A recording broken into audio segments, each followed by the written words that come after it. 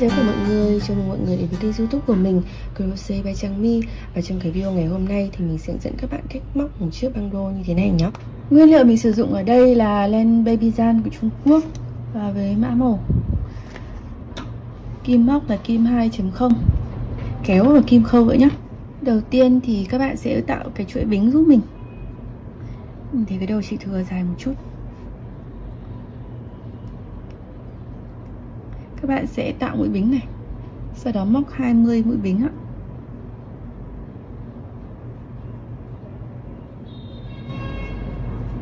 Hàng đầu tiên thì các bạn sẽ quay đầu lại móc vào mũi thứ tư từ kim móc nhé. 1, 2, 3, 4 mũi này. Các bạn sẽ vòng ra đằng sau giúp mình, móc một mũi kép.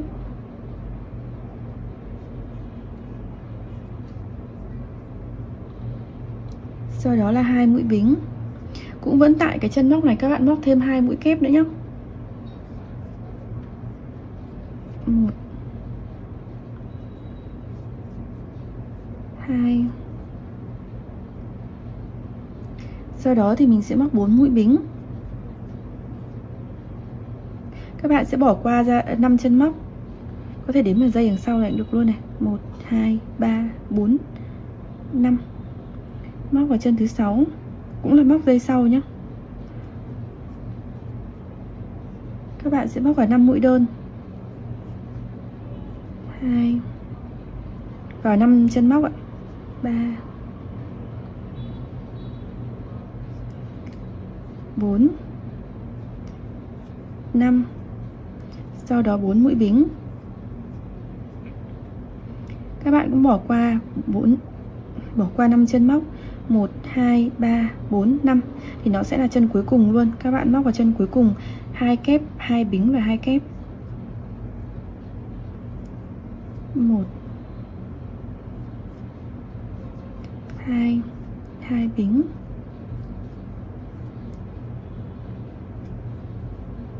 2 kép. Và mình sẽ xong hàng thứ nhất.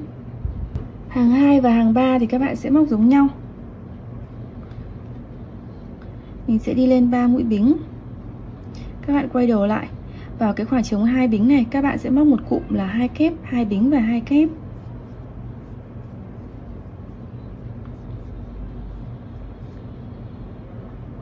Hai bính, 2 kép. Sau đó là 4 mũi bính ạ. Rồi 5 mũi đơn và 5 mũi đơn này. 1, 2, 3, 4, 5. 4 mũi bính. Khoảng trống 2 bính này các bạn làm tương tự. 2 kép, 2 bính và 2 kép.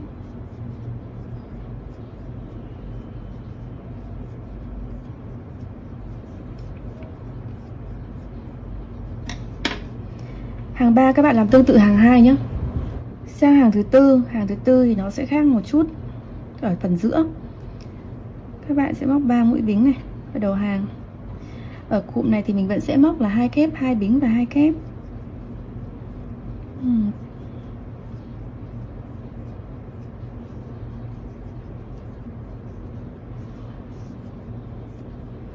Sau đó thì thay vì là 4 mũi bính thì các bạn sẽ móc cho mình là 5 mũi. 5 nhé.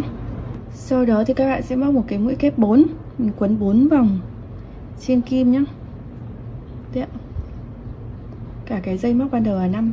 Mình sẽ có 4 dây trên kim. Các bạn sẽ bỏ qua cái chân đầu móc vào chân mũi đơn thứ 2. Lần lượt đưa qua từng dây một. 4 5 lần đưa dây. Sau đó một bính, rồi một mũi 4, mũi kép 4 nữa. Cách ra một chân móc, móc sang chân bên cạnh. 1 này, 2, 3, 4, 5. Sau đó là 5 mũi bính. Rồi vào đây mình móc cụm 2 kép, 2 bính và 2 kép.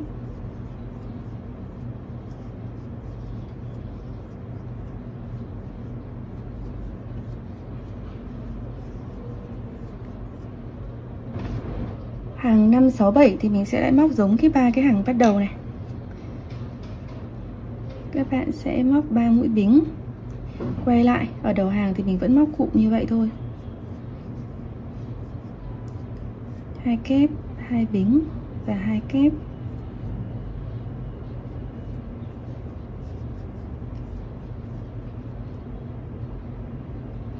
Sau đó 4 mũi bính. Ở cái mũi bính phía trước này các bạn sẽ móc một mũi đơn.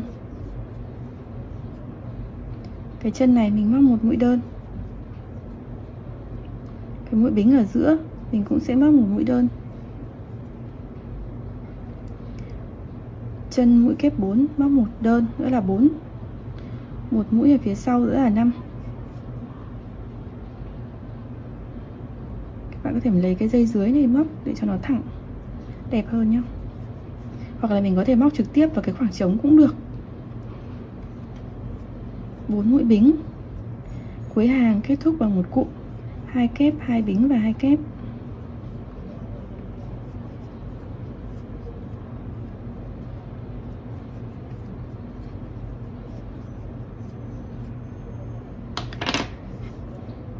Sau đó thì hàng 6 và hàng 7 thì các bạn sẽ lặp lại hàng 2 và hàng 3.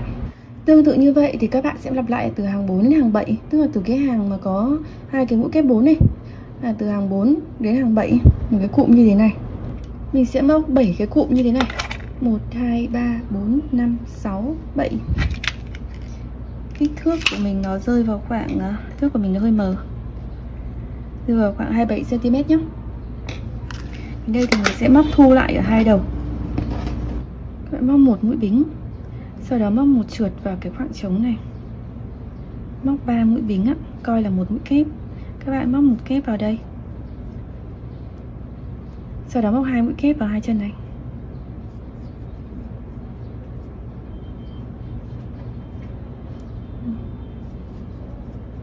Coi như ở đây mình đã có 4 mũi kép này.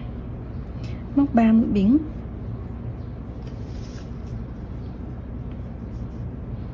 Sang bên này các bạn sẽ móc 2 kép vào hai chân này, tương tự.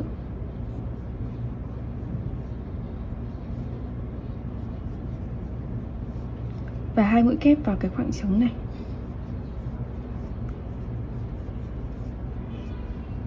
Xong hàng này ạ. Hàng tiếp theo móc 3 mũi bính. Coi là một mũi kép, quay lại các bạn móc mũi chập 2 vào hai cái chân kép này. 1 2, chập vào là 1. Sau đó một kép. Trên khoảng trống 3 mũi bính này các bạn sẽ móc giúp mình là 3 mũi kép. 1 2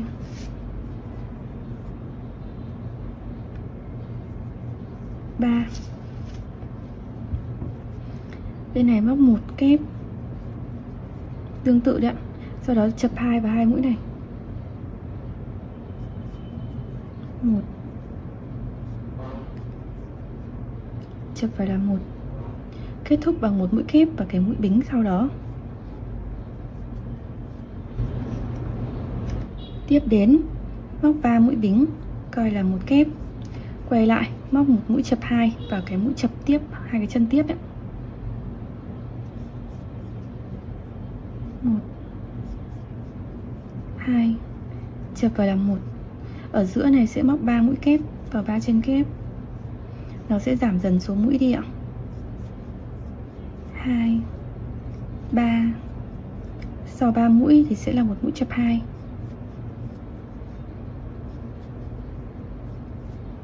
Rồi một mũi kép vào cái chân bính sau đó.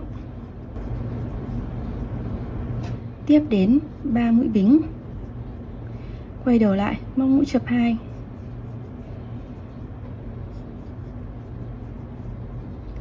Sẽ còn một mũi kép ở giữa thôi, một mũi kép.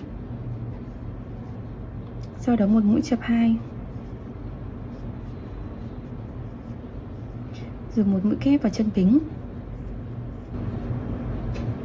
Hàng cuối cùng trước khi móc dây buộc thì các bạn sẽ móc 3 mũi bính này. Quay lại, thay vì mũi chập 2 các bạn móc vào mũi chập 3 vào 3 chân nhé. 1 2 3, chập vào là 1, sau đó là một mũi kép. Dây buộc các bạn sẽ móc là 70 mũi bính ạ. Từ đây các bạn sẽ móc luôn. Mình cứ như vậy móc 70 mũi nhá. Đến đây thì các bạn sẽ móc một mũi chập 3 vào cái chân thứ 3 từ kim móc 1 2 3. Mình móc vào dây phía sau đi. 1 này, chập 3 trung chân nhá.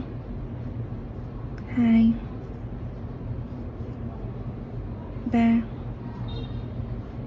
3, chập vào lại là 1 2 mũi bính, rồi một trượt vào cái chân này để mình nó có một cái hạt nhỏ như thế này. Sau đó thì tại mỗi một cái mũi đơn mũi bính này các bạn sẽ móc một mũi đơn.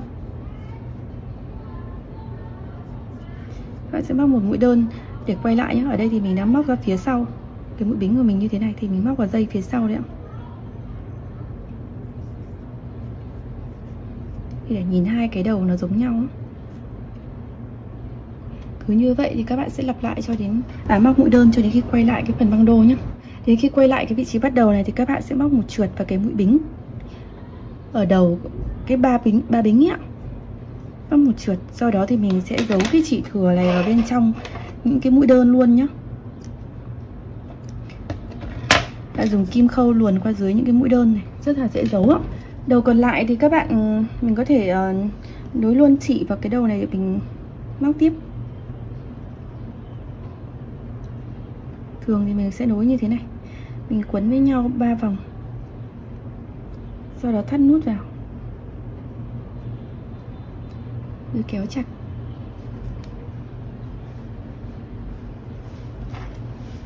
Và cắt cái phần đầu thừa này đi. Các bạn sẽ tại cái vị trí này, các bạn sẽ gây mũi lên. Các bạn móc 3 mũi bính. Coi là một mũi kép tại chân này. Tại cái vị trí này móc 3 mũi kép nữa nhé. 2 3.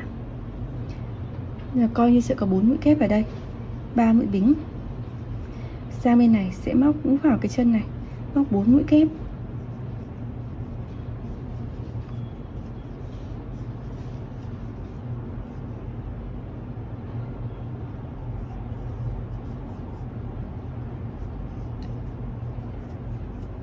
Thì đến đây thì nó sẽ lại giống như cái hàng kia rồi.